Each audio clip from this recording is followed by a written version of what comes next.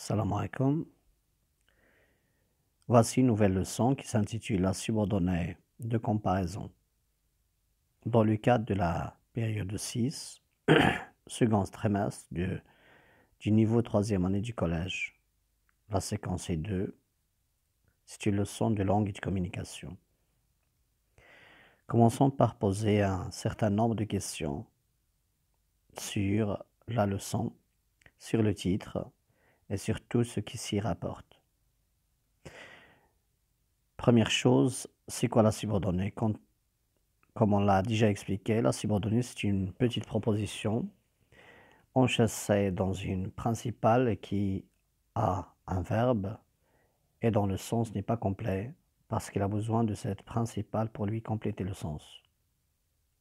Cette subordonnée, cette fois-ci, c'est une subordonnée de comparaison qui joue la fonction de complément circonstanciel de comparaison du verbe de la principale.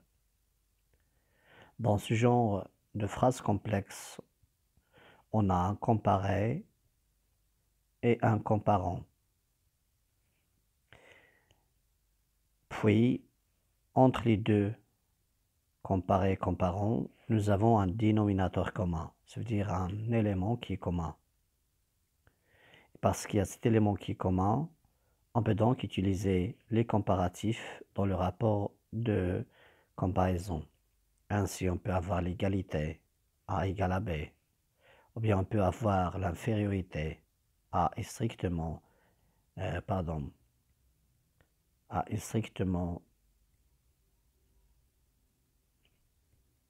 inférieur à B, ou bien on peut avoir de supériorité, un rapport de supériorité entre le A et le B. A est supérieur à B. Ou bien encore, on peut avoir des superlatifs. Dans le cas où on ne mentionne pas le comparant, on s'en tient au comparé dans son rapport à son comparant et montrant que ce superlatif, il est soit inférieur, soit il est supérieur.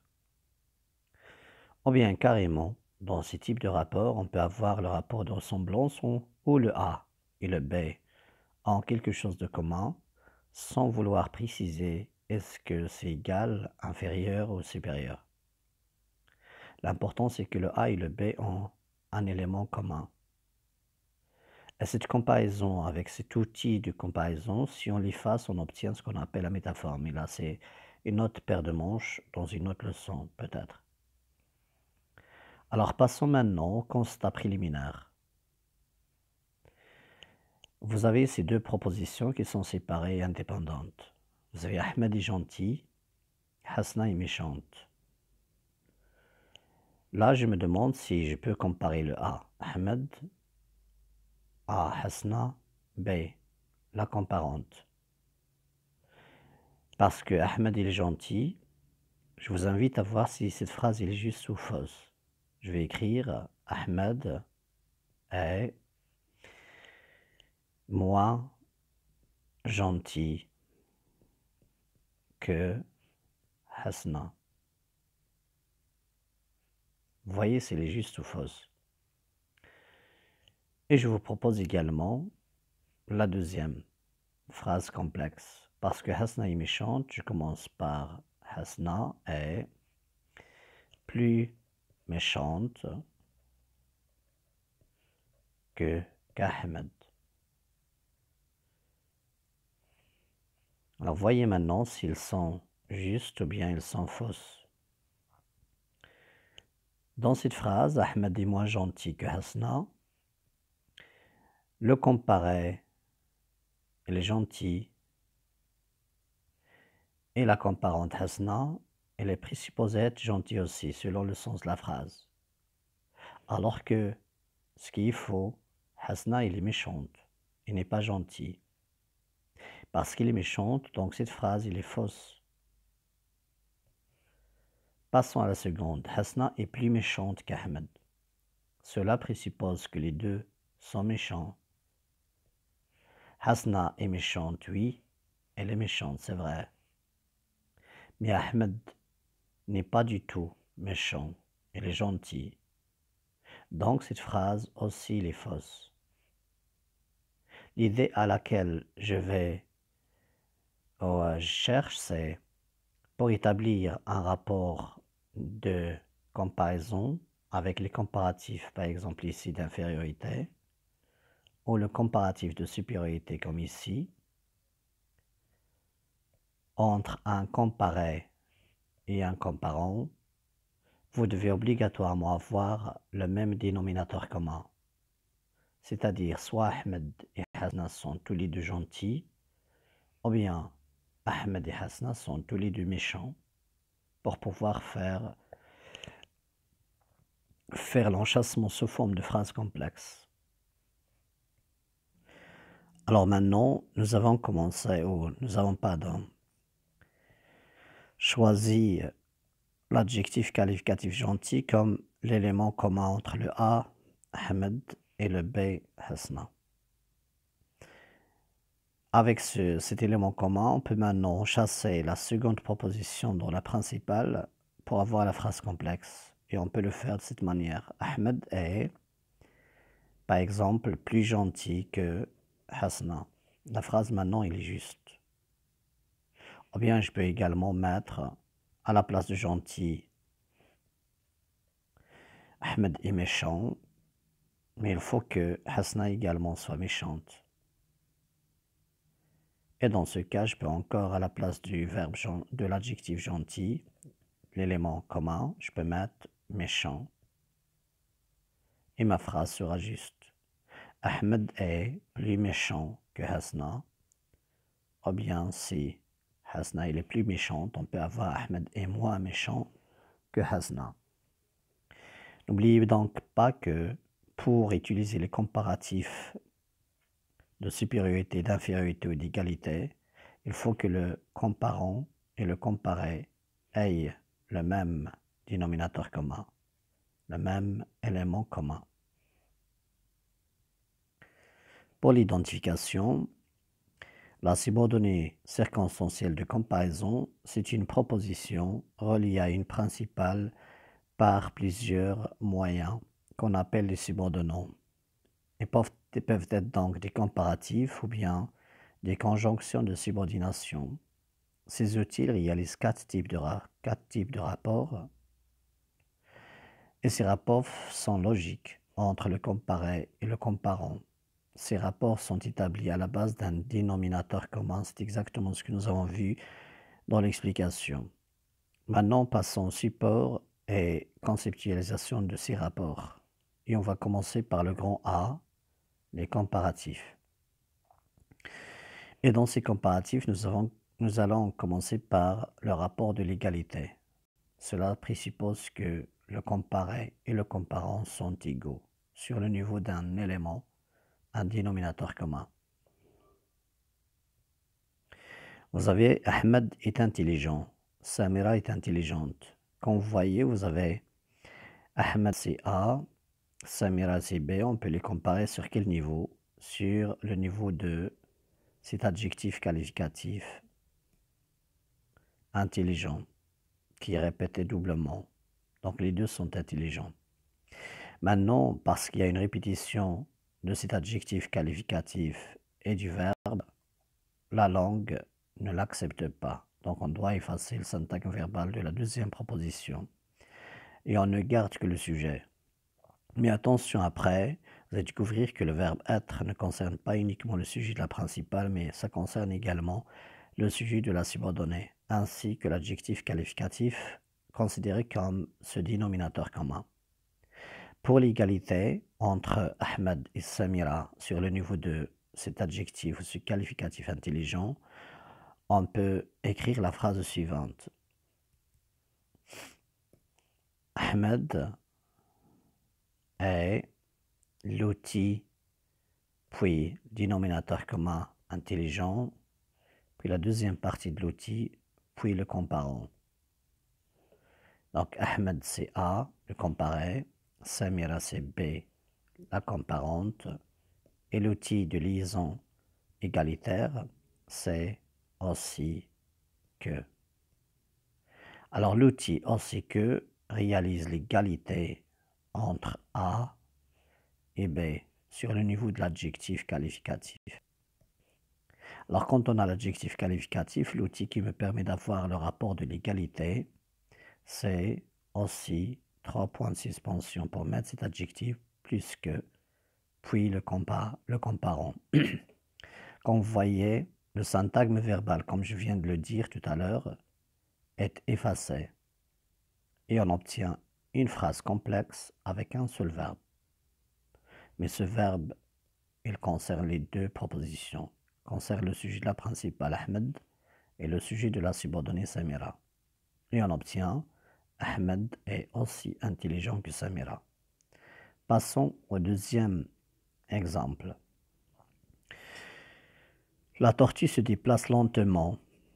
L'escargot se déplace lentement. Alors, je peux comparer encore. La tortue qui a, le comparer, je vais la comparer à son comparant, l'escargot B. Sur quel niveau je peux les comparer? Je vais les comparer sur le niveau de la lenteur de ce mouvement de déplacement. Donc, ce sera un adverbe. On va voir si l'adverbe et l'adjectif auront le même outil d'enchâssement dans le rapport de l'égalité. Et de la même manière encore, comme dans l'exemple 1, vous avez le syntagme verbal répété doublement. Donc, on va l'effacer de la part de la subordonnée. Alors, on va effacer le verbe et son adverbe. Mais attention, comme j'ai dit tout à l'heure, vous avez le verbe se déplacer ne concerne pas le sujet de la principale uniquement, ça concerne les deux. La tortue se déplace lentement, l'escargot se déplace lentement. Alors je vais établir maintenant le rapport de l'égalité. La tortue se déplace aussi lentement que l'escargot. La locution conjonctive de subordination aussi que réalise le rapport de l'égalité entre le comparé tortue et le comparant l'escargot. Donc la tortue égale l'escargot sur le niveau du déplacement lent, sur le niveau de ce dénominateur commun lentement. Comme vous voyez, l'adjectif qualificatif et l'adverbe, s'ils sont l'élément commun entre le comparé et le comparant, l'outil pour réaliser l'égalité et l'enchâssement également sera aussi que. Troisième phrase. Cette fois-ci, vous avez Ahmed a des romans, Samira a des romans. Ahmed sera A, qu'on va comparer à B, Samira. Sur quel niveau on va les comparer? Sur le niveau de la quantité des romans. On aura donc un nom. Et imaginez qu'ils ont 20 romans chacun. Donc Ahmed égale à Samira sur le niveau du nombre de la quantité des romans qu'ils ont. Pour le faire en français, alors pour réaliser en français ce rapport d'égalité entre Ahmed, le comparé, et Samira, la comparante, on va utiliser l'outil suivant ou la locution conjonctive suivante. Ahmed a autant de romans que Samira.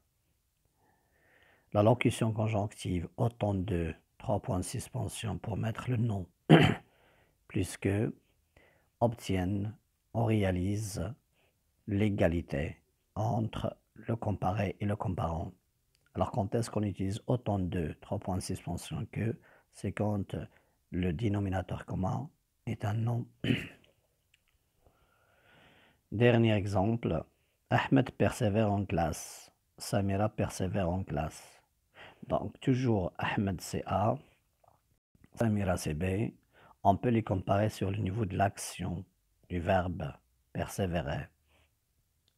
Et parce que les éléments sont répétés, je les efface à chaque fois. Le syntaxe verbal s'efface dans la subordonnée. Ainsi, on dit que cette subordonnée en français, elle est toujours elliptique. C'est la seule subordonnée elliptique en français où on a le syntaxe verbal elliptique effacé. c'est la subordonnée de comparaison. On obtient donc dans le chassement la phrase complexe suivante. Ahmed qui est comparé, Samira la comparante. Sur quel niveau les a comparés? C'est le niveau de l'action du verbe. L'outil qui va me permettre d'avoir l'égalité entre le A et le B, ce sera Ahmed persévère en classe autant que Samira. Et on aura donc l'outil qui réalise l'égalité dans le cas où on a une action. Alors nous sommes maintenant dans la deuxième partie des comparatifs. Ce sont les comparatifs d'infériorité, c'est-à-dire que le comparé est strictement inférieur au comparant. On va voir comment cela va se faire. Dans le même exemple, à chaque fois, vous avez A, Ahmed est intelligent, Samira est intelligente. On efface le syntaxe verbal de la deuxième proposition subordonnée et on établit le rapport de l'infériorité entre Ahmed et Samira de cette manière. On va mettre Ahmed est moins intelligent que Samira. Et l'outil moins que sera la locution conjonctive qui réalise l'infériorité entre Ahmed et Samira sur le niveau de l'adjectif qualificatif intelligent. Donc les deux sont intelligents, sauf que Ahmed est moins intelligent que Samira. Dans le deuxième exemple, ce n'est plus l'adjectif, c'est l'adverbe. L'adverbe lentement. La tortue se déplace lentement, l'escargot se déplace lentement. Pour réaliser ce rapport d'infériorité avec les comparatifs, nous avons la tortue se déplace moins lentement que l'escargot et l'outil moins que réalise ce rapport de l'infériorité entre la tortue et l'escargot. Toujours on efface le syntaxe verbal. Comme on a dit, la seule proposition subordonnée où le syntaxe verbal est elliptique, c'est la subordonnée de comparaison. Troisième exemple, Ahmed a des romans, Samira a des romans, les deux ont des romans, sauf que on imagine que Ahmed a 18 romans, alors que Samira en a 40. 18 donc c'est inférieur à 40. Pour illustrer cet exemple, on va mettre Ahmed a moins de romans que Samira. Moins de que, ce sera la locution conjonctive qui réalise l'infériorité entre le comparé Ahmed et sa comparante Samira. Toujours sans oublier, on va effacer le syntaxe verbal. Dernier exemple, Ahmed persévère en classe, Samira persévère en classe. Ahmed c'est le comparé, Samira c'est la comparante. Sur quel niveau on les a comparés? Sur le niveau du verbe. Donc sur le niveau de la persévérance, Ahmed est moins que Samira. Pour faire ça, on va mettre Ahmed persévère en classe moins que Samira. Et on obtient donc le rapport de l'infériorité. Alors voici le dernier rapport dans les comparatifs de supériorité. C'est-à-dire que A est strictement supérieur à B. Pour le premier exemple où on a l'adjectif qualificatif intelligent comme élément commun, on peut écrire Ahmed est plus intelligent que Samira. Et on obtient via cet outil de subordination le rapport de supériorité. A est supérieur à B. Ahmed est plus intelligent que Samira. Les deux sont intelligents, sauf que Ahmed a pris le dessus. La tortue se déplace lentement. L'escargot se déplace lentement. On aura la tortue se déplace plus lentement que l'escargot. L'outil plus que réalise le rapport de supériorité de A par rapport à B, tortue par rapport à l'escargot. Et puis, troisième, Ahmed a des romans, Samira a des romans. On inverse. Tout à l'heure, nous avons parlé de 20-40. Peut-être là on inverse. Vous avez Ahmed qui est strictement supérieur plus ou strictement supérieur à Samira parce qu'il a plus de romans. On va donc illustrer cet exemple avec Ahmed a plus de romans que Samira et plus de que illustre le rapport de supériorité entre le A et le B quand on a un nom comme dénominateur commun. Ahmed persévère en classe, Samira persévère en classe, on obtient Ahmed persévère en classe plus que Samira. Voilà donc la fin de la comparaison par les comparatifs d'égalité, d'infériorité et de supériorité. Pour les comparatifs, A et B sont là, sont dans la phrase. On passera maintenant au superlatif où on n'aura que le A et où on efface B, mais on le sous-entend. Alors maintenant pour les superlatifs. Dans les superlatifs, vous avez le même sens de la comparaison avec infériorité ou supériorité. D'ailleurs, pour les superlatifs, on n'a pas de superlatif de l'égalité parce que c'est pas logique, c'est pas possible. On aura donc uniquement pour l'infériorité dans le premier rapport qu'on va voir ici ou la supériorité. Pour exprimer les superlatifs ou utiliser les superlatifs dans la comparaison, vous avez le comparé, le A, et le comparant B. Euh, euh, vous avez ce rapport de l'infériorité, sauf qu'on sous-entend le B dans la phrase et on garde uniquement le A avec le sens de l'infériorité. Ainsi,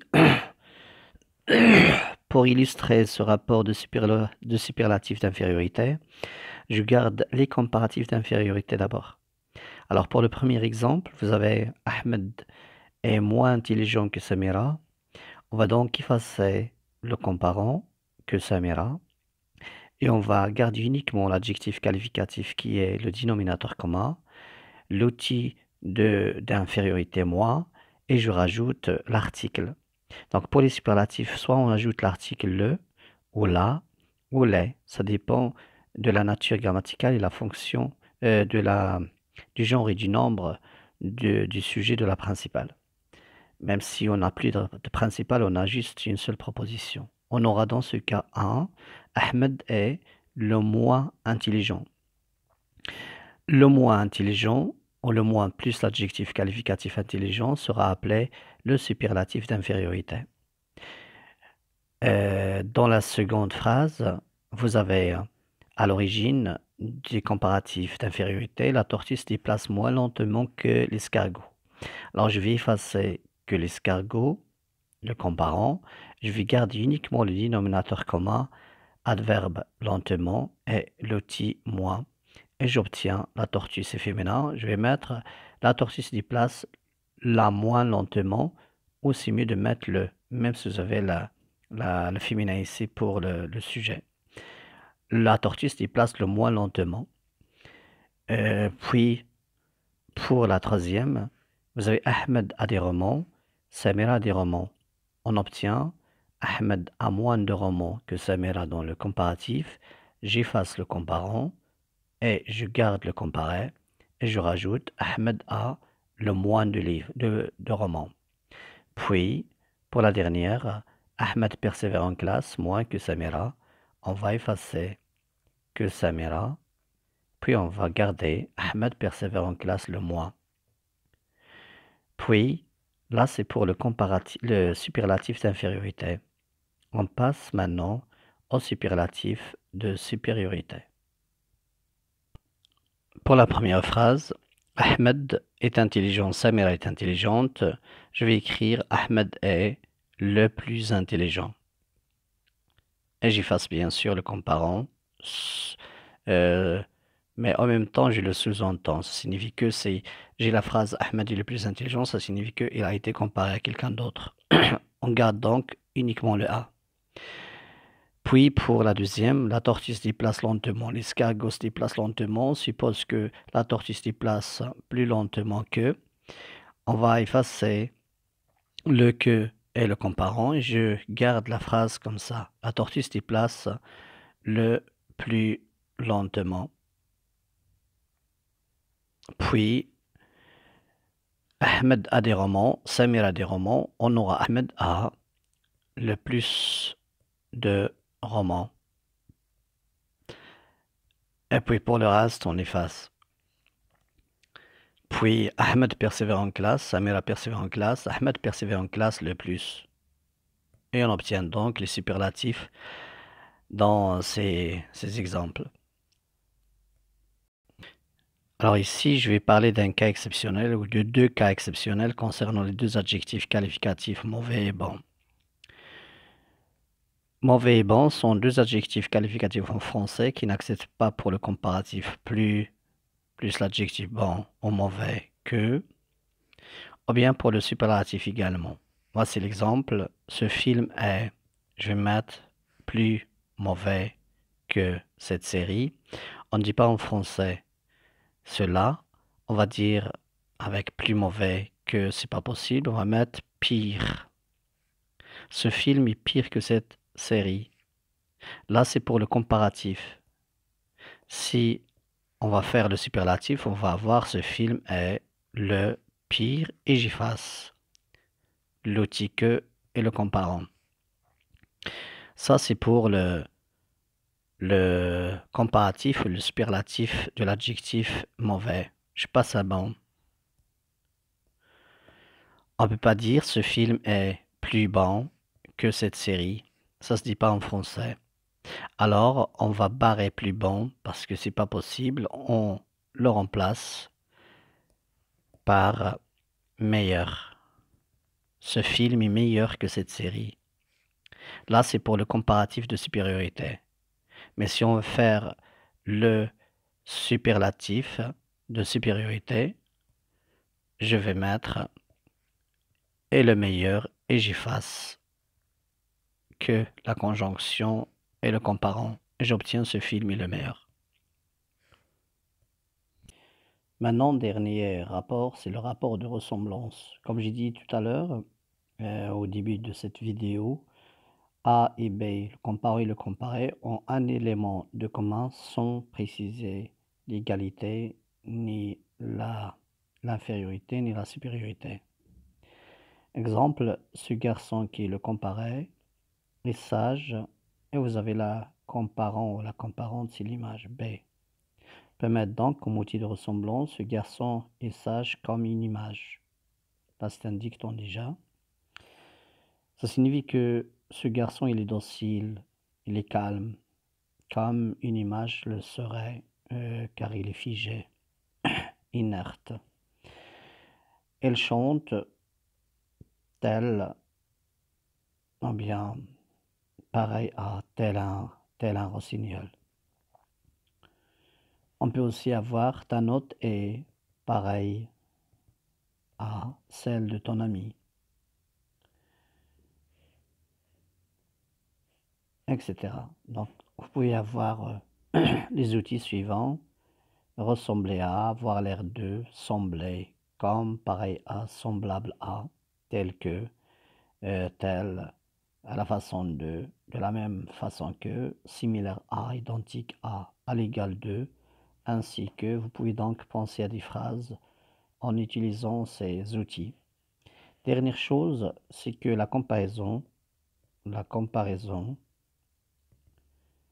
peut se transformer en métaphore. Une métaphore, c'est une figure de style qui est une figure d'analogie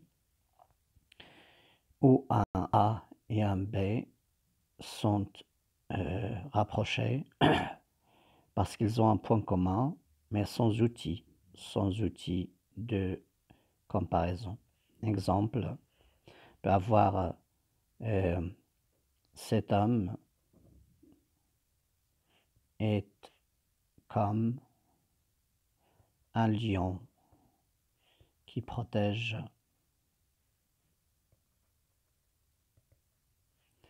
ses lionceaux, bien sa famille.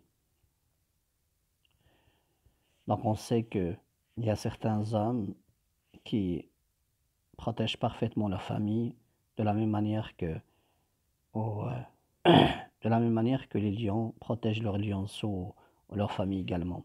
Donc voici le point commun entre les deux, mais on ne peut pas dire qu'ils sont égaux. Ni l'un est inférieur à l'autre, ni l'un est supérieur à l'autre. Là, c'est la comparaison par ressemblance, mais on peut effacer comme outil, on obtient ce qu'on appelle la métaphore. Cet homme est un lion qui protège sa famille. Merci pour votre attention et à la prochaine. Merci beaucoup.